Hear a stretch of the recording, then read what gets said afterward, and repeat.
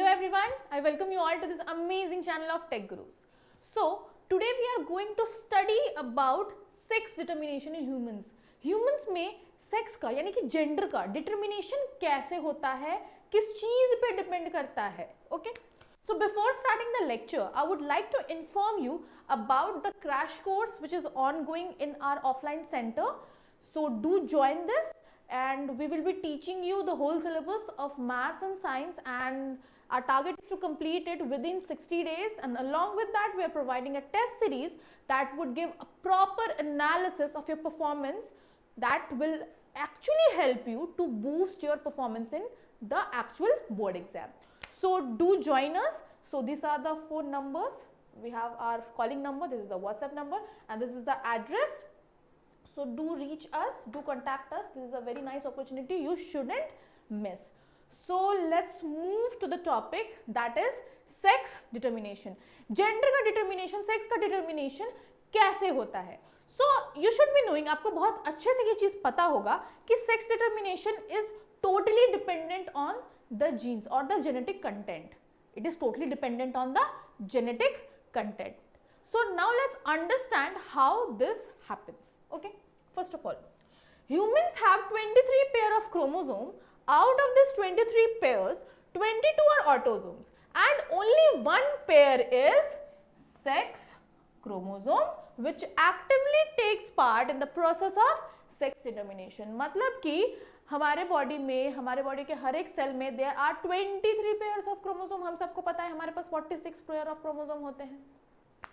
तो जो भी मेल गमीट यानी कि स्पर्म, मेल गमीट यानी कि स्पर्म और फीमेल गमीट यानी कि ओवम, तो इन दो सेल्स की अगर बात की जाए, क्योंकि यही आगे जाके जाइगोट का फॉर्मेशन करेंगे और यही जाइगोट एम्ब्रियो बनेगा, फिर यही जाके एक ह्यूमन चाइल्ड बनेगा. ठीक है, तो जो स्पर्म सेल होता है, स्पर्म सेल के पास 23 क्रोमोसोम होते हैं और जो ओवा होती है उसके पास 23 क्रोमोसोम होती हैं.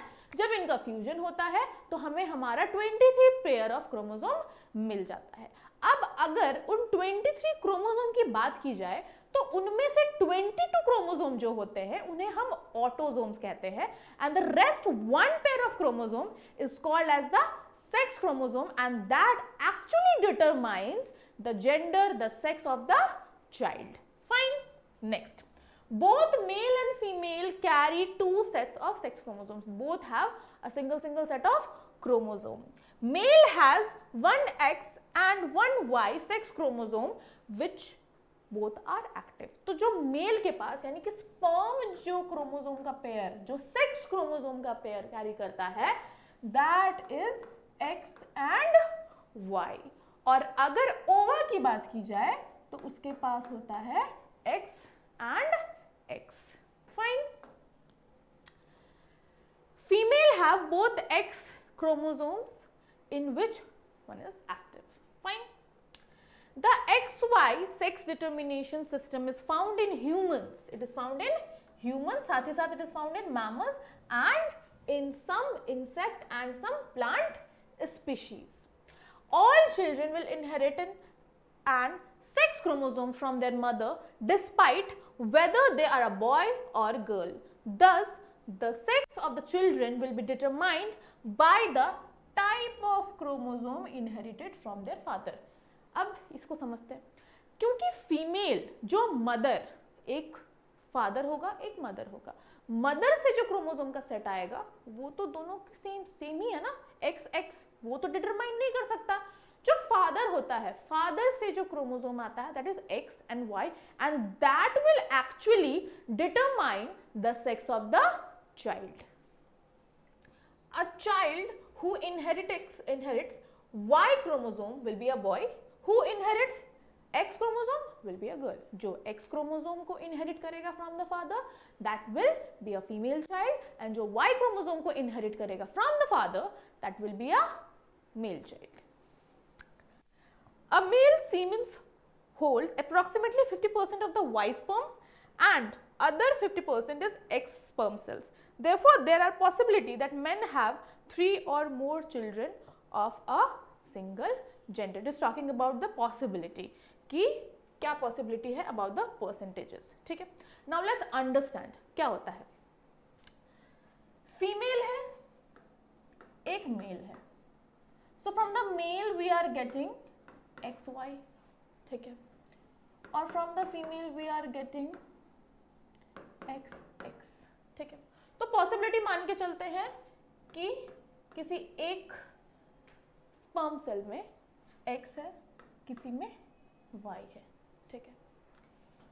फीमेल के पास तो कोई पॉसिबिलिटी नहीं है, दोनों के पास XX ही होते हैं। अब इनमें हम क्रॉस बना के देखते हैं कि male is to female child का रेशियो क्या आना पॉसिबल होता है। So we will cross this and this first, so this will give rise to X and X। अब इसका क्रॉस हम कराते हैं इसके साथ, again it is X and X। Now will cross these both, so what will find X and Y। अब इन दोनों का क्रॉस कराएंगे तो हम देख सकते हैं कि ये पूरा क्रॉस करने के बाद हमें एज अ रिजल्ट जो मिला दैट इज मेल चाइल्ड और फीमेल चाइल्ड यानी कि बॉय और गर्ल का जो पॉसिबिलिटी है वो है 50-50, वो है 50-50। You can see this very clearly, हमने ये क्रॉस एक्चुअली में बना के देखा। So the possibility is 50-50।